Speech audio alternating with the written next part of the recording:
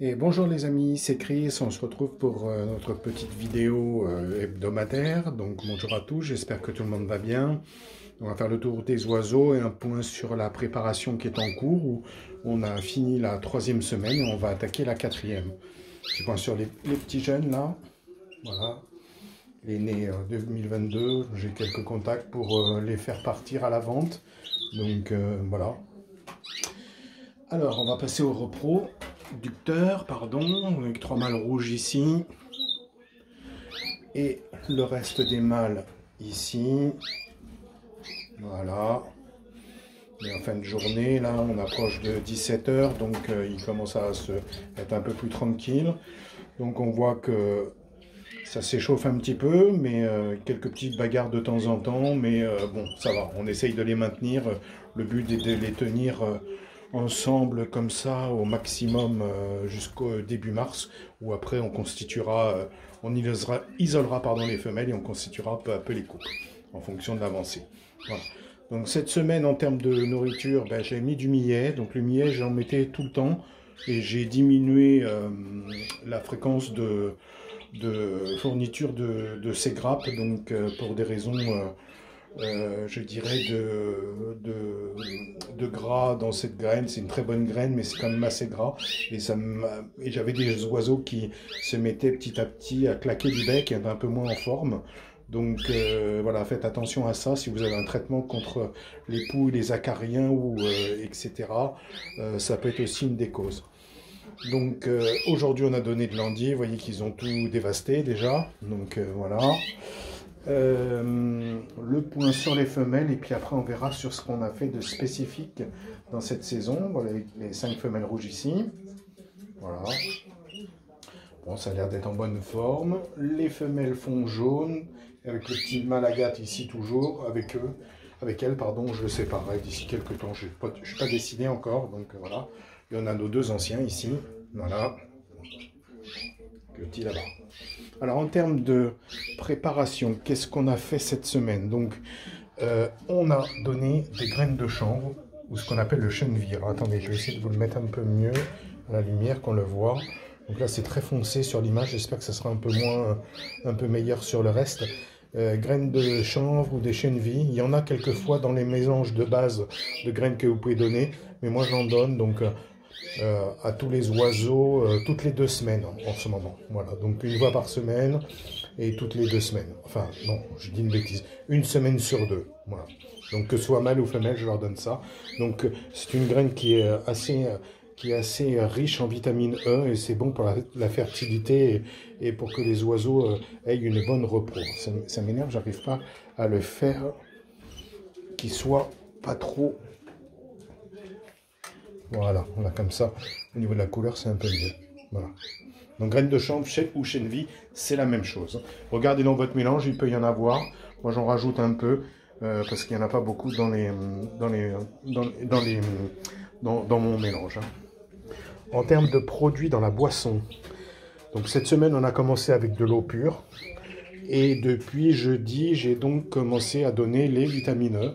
Donc j'utilisais jusqu'à maintenant du Taubenfit E50. Je vais continuer et je vais essayer un nouveau produit qui s'appelle Fertile de chez Hornibird, comme c'est marqué dessus, pour voir un petit peu ce qu'il en est. Donc en fait, j'ai cette cage-là avec les femelles rouges qui est au Taubenfit. Voilà, je crois que c'est ça. Et ces mâles ici. Voilà.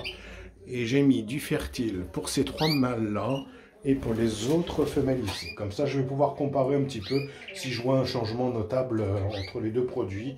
Les 2, c'est la même chose, c'est pour la fertilité, vitamine E. Donc dans notre boisson, le dosage, c'est très simple. Ici, pour celui-là, c'est 5 ml par litre d'eau pour le Taubenfit. Et l'autre est beaucoup plus concentré. Donc c'est 0,2 ml par litre de boisson. Donc faites attention au dosage. Donc voilà, donc ça je le donne sur une cure d'une 8aine de jours. Donc j'ai commencé jeudi, je finirai en fin de cette semaine qui s'annonce. Voilà. Donc voilà. Alors en termes de conservation, c'est un produit que je prépare à l'avance. Voilà, dans une bouteille d'1 litre, qui n'est pas la marque de la bouteille. Hein. Donc voilà. Et ce que je voulais vous faire voir, quand vous préparez un produit à base de vitamines, et qu'il est en bouteille transparente, mettez-le systématiquement à l'abri de la lumière. Moi, j'utilise des petits sachets en papier comme ça. Je le mets autour, comme ça, il n'est pas à l'air libre, enfin à l'air libre, au contact direct de la lumière, et ça permet de garder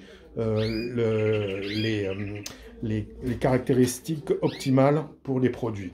Donc, de la même chose, les produits, vous les stockez dans un endroit où il n'y a pas la lumière en direct dessus. Donc, moi, je le laisse dans la boîte et l'autre est opaque. Voilà. Et qu'est-ce que je voulais dire? Oui, aussi pour ça que l'eau de boisson est changée tous les jours. Voilà, pour que les vitamines gardent leurs propriétés et ne soient pas, je dirais, affectées par la lumière. Voilà. Donc ça, c'est le petit conseil que je peux vous donner. Quoi d'autre cette semaine? Donc j'ai parlé du chènevis et du chanvre, j'ai parlé de la boisson, rien de plus. Donc là on va rentrer en mois de février, donc en la semaine, et je vais donc, je dirais, passer pour les femelles, donc ici et ici, à une deuxième, je dirais, une deuxième journée avec de la pâtée.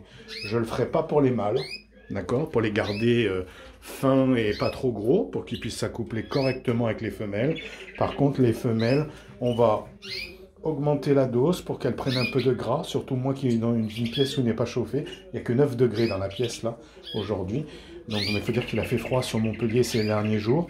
Donc pour que les femelles soient un peu plus grasses et pour supporter les fatigues de la ponte, de la couvaison et de l'élevage des jeunes. D'accord? Donc ça, c'est ma façon de faire. Et en plus, je dirais, ça va les habituer aussi à la pâtée, même si je donne la même depuis pas mal de saisons. Ça va les habituer à manger cette pâtée, et ce sera plus facile pendant la repro. C'est toujours délicat de commencer un nouveau produit dans votre régime juste au moment de la repro. Il faut vraiment habituer vos oiseaux. C'est pour ça que je rappelle que pour les mangeoires extérieurs que vous voyez ici, je les ai testés avant la repro. Je n'ai jamais fait ça au moment de la repro. Il ne faut pas changer les habitudes, il ne faut pas bousculer les oiseaux, de façon à ce qu'ils soient tranquilles et pas dérangés par rapport à ça. Voilà, ça sera tout pour aujourd'hui. Donc bien entendu, comme d'habitude, je reste à votre disposition si vous avez des questions, si vous avez des commentaires, et pour tout renseignement. Vous pouvez toujours liker, commenter et surtout vous abonner pour ceux qui ne seraient pas encore abonnés. Voilà. Et je passe un grand coucou et un grand merci à tous mes amis abonnés, de nouvelles dates ou les plus anciens, les plus fidèles. Sans oublier de passer un petit coucou au groupe WhatsApp. Et je fais un salut amical aussi à Jim, avec qui j'ai échangé un petit peu aujourd'hui. Ça m'a fait plaisir de discuter avec lui sur un sujet un petit peu différent que les oiseaux. Donc Jim, bien à toi et à très bientôt pour de nouvelles aventures. Je sais qu'il suit ma préparation, donc je suis très content de ça. Donc salut à tous et à très bonne fin de dimanche et à bientôt pour la suite des aventures.